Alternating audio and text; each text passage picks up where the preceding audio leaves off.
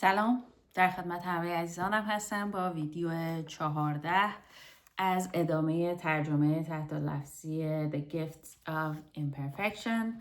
ترجمه رو خودم انجام دادم با کمک گوگل ترنسلیت. فصل 4 هستیم و الان ویدیو قسمت 3 از این فصل رو داریم شروع میکنیم.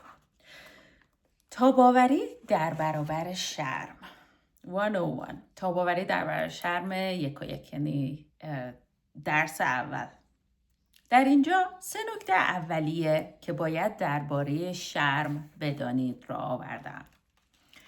شماره 1.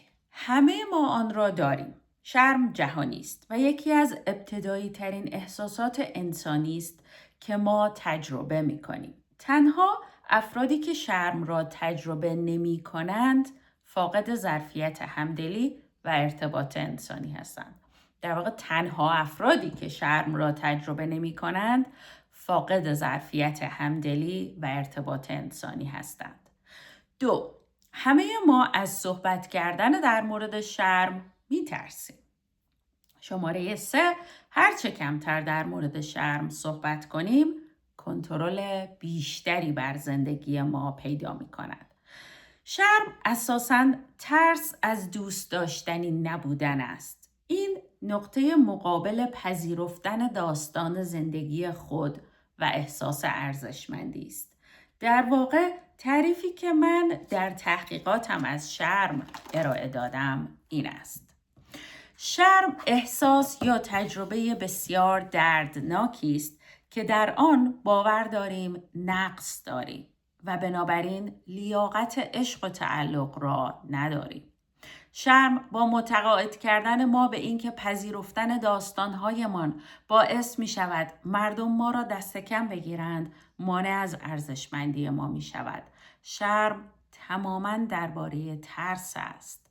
ما می ترسیم که اگر مردم حقیقت را در مورد اینکه ما که هستیم، از کجا آمده ایم، به چه چیزی اعتقاد داریم، چقدر در حال سختی کشیدن هستیم یا باور کنید حتی چقدر در هنگام اوج گرفتن خود فوق‌العاده هستیم بداند ما را دوست نداشته باشند. یعنی این که میگه چقدر در هنگام اوج گرفتن فوق‌العاده هستیم اینو نشون میده که گاهی اوقات حتی پذیرفتن نقاط قوت خود ما به اندازه نقاط سختی ما سخت هست. مردم اغلب میخواهند باور کنند که شرم مختص افرادی است که از آسیب‌های وحشتناک یا همون تراماها جان سالم به در بردند. اما این درست نیست. شرم چیزی است که همه ما آن را تجربه می‌کنیم و اگرچه به نظر می‌رسد شرم در تاریک ترین گوشه‌های وجودی ما پنهان شده است، در واقع در تمام مکان‌های آشنا از جمله ظاهر، تصویر بدن ما، خانواده، فرزند پروری، پول، کار، سلامت، اعتیاد، رابطه جنسی، پیری و مذهب کمین کرده است. احساس شرم مساوی انسان بودن است. پذیرفتن داستان‌های مبارزات ما برای همه دشوار است و اگر سخت تلاش کرده باشیم تا مطمئن شویم همه چیز از بیرون درست و زیبا به نظر می رسد، وقتی صحبت از حقیقت گویی می شود ریسک بالایی می پذیریم. به همین دلیل است که شرم عاشق کمالگرایان است. ساکت نگه داشتن ما کمالگراها بسیار آسان است. علاوه بر ترس از ناامید کردن مردم یا دور کردن آنها با داستانهایمان، ما همچنین می ترسیم که اگر داستانهایمان را بگوییم، همان یک داستان ما را فرو خواهد ریخت. ترس واقعی وجود دارد که ممکن است توسط تجربه‌ای که در واقع تنها بخش کوچکی از وجود و زندگی ماست، دفن یا تعریف شویم. من داستان‌های زیادی از این دست را در کتاب فکر می‌کردم فقط من اینطورم، کتاب خودم در واقع تعریف می‌کنم. اما چیزی که الان به ذهنم می‌رسد درباره زنی است که شجاعت به خرج داد و به همسایه‌اش گفت که یک الکلیه در حال ترک است. اما همسایه‌اش گفت مطمئن نیستم دیگر با بازی کردن بچه‌هایم در خانه شما راحت باشم. این زن شجاع به من گفت که بر ترسش غلبه کرده و گفته است اما آنها 2 سال است که در خانه من بازی میکنن و من 20 سال است که الکل مصرف نکردم. من هیچ فرقی با 10 دقیقه پیشم نکردم. تو چرا فرق کردی؟ اگر شرم ترس جهانی از بی‌لیاقتی در برابر عشق و تعلق باشد و اگر همه مردم نیازی ذاتی و غیر قابل تقلیل به تجربه عشق و تعلق داشته باشند، به راحتی میتوان فهمید که چرا شرم اغلب به عنوان احساس برتر شناخته می شود. ما لازم نیست شرم را تجربه کنیم تا توسط آن فلج شویم. ترس از بی‌لیاقت تلقی شدن کافی است تا ما را مجبور به سکوت در مورد داستان‌های زندگیمان کند. و اگر همه ما شرم داریم، خبر خوب این است که همه ما قادر به ایجاد تاب‌آوری در برابر شرم هستیم. تاب‌آوری در برابر شرم توانایی تشخیص شرم، عبور سازنده از آن در عین حفظ شایستگی و اصالت و در نهایت ایجاد شجاعت، شفقت و ارتباط بیشتر در نتیجه تجربه من است. اولین چیزی که باید در مورد تاب‌آوری در برابر شرم درک کنیم این است که هرچه کمتر در مورد شرم صحبت کنیم بیشتر آن را داریم.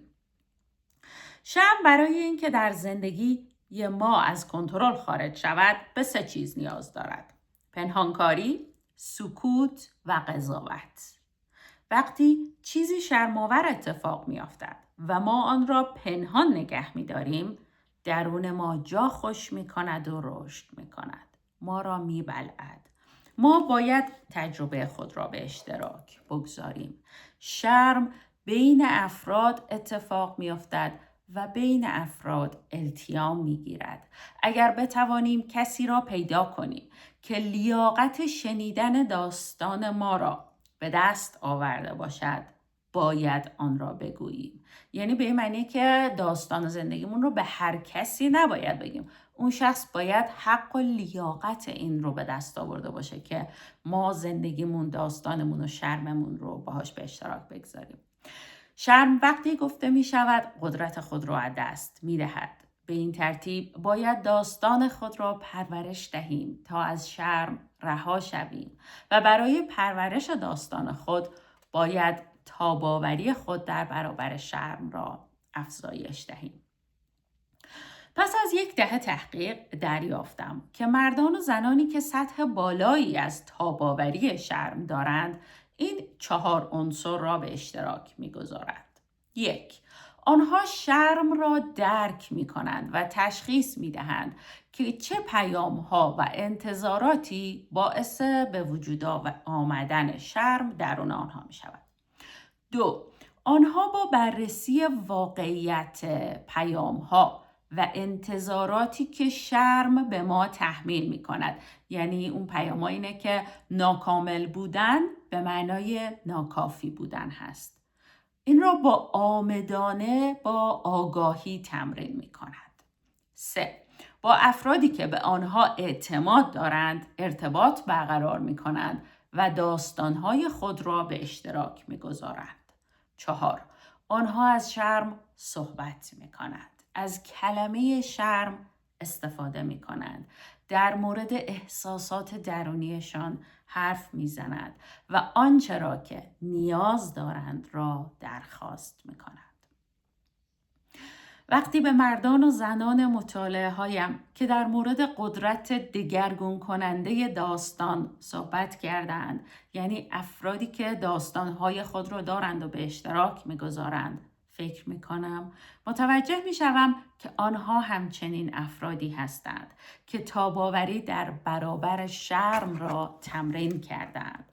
از آنجا که بخش زیادی از ارزشمندی و تاب‌آوری در برابر شرم مربوط به پذیرفتن داستان‌هایمان است، میخواهم یکی از داستانهای خودم در مورد تاب‌آوری در برابر شرم را با شما به اشتراک بگذارم. اما قبل از انجام این کار میخواهم به 2 سوال رایج در مورد شرم بپردازم. فکر میکنم به شما کمک میکند تا ذهن و قلب خود را در مورد این موضوع دشوار متمرکز کنید. سوال اول، تفاوت بین شرم و گناه چیست؟ اکثر محققان شرم موافقند که تفاوت بین شرم و گناه به بهترین وجه به عنوان تفاوت بین من بد هستم و من کار بدی انجام دادم قابل درک است. یعنی گناه مساوی من کار بدی انجام دادم، شرم مساوی من خودم بد هستم. شرم مربوط به خود ماست و گناه مربوط به رفتارهای ماست. وقتی کاری را انجام داده ایم یا در انجام آن کوتاهی کرده ایم، برخلاف نوع شخصیتی که ما از خودمان انتظار داریم هست، احساس گناه میکنیم. این یک احساس ناراحت کننده اما مفید است. وقتی برای کاری که انجام داده ایم عذرخواهی میکنیم از دیگران و جبران میکنیم یا رفتاری که نسبت به آن احساس خوبی نداریم را تغییر میدهیم، گناه عامل محرک ما هست. گناه به اندازه شرم قدرتمند است، اما اثر آن اغلب مثبت است، در حالی که اثر شرم مخرب است.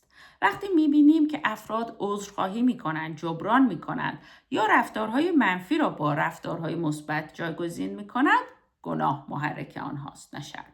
در واقع در تحقیقاتم دریافتم که شرم بخشی از ما را که معتقد است می توانیم تغییر کنیم و بهتر عمل کنیم را فرسوده می نماید. سوال شماره 2، آیا شرم ما را در مسیر درست نگه می دارد؟ من همراه با بسیاری از متخصصان دیگر به این نتیجه رسیدم که شرم بیشتر از آن که راه حل باشد منجر به رفتارهای مخرب و آسیبزا می شود. باز هم طبیعت انسان این است که بخواهد احساس کند شایسته عشق و تعلق است. وقتی شرم را تجربه می کنیم احساس جدایی و نیاز مبرم به ارزشمندی داریم. پر از شرم یا ترس از شرم احتمال بیشتری دارد که درگیر رفتارهای ویرانگر شویم.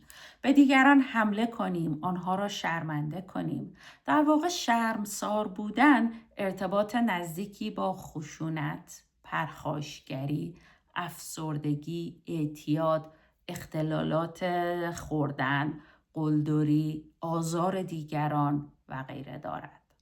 کودکانی که بیشتر از خودگویی شرم، یعنی هی درون دل خودشون میگن من بد هستم، در مقابل خودگویی گناه او من کار بدی انجام دادم استفاده میکنند، به شدت با مسائل مربوط به عزت نفس و نفرت از خود دست و پنجه نرم میکنند. استفاده از شرم برای والدین به کودکان می آموزد که آنها ذاتاً شایسته عشق نیستند. مرسی. ادامه در واقع داستان برینر رو در ویدیو 15 در خدمتتون هستم.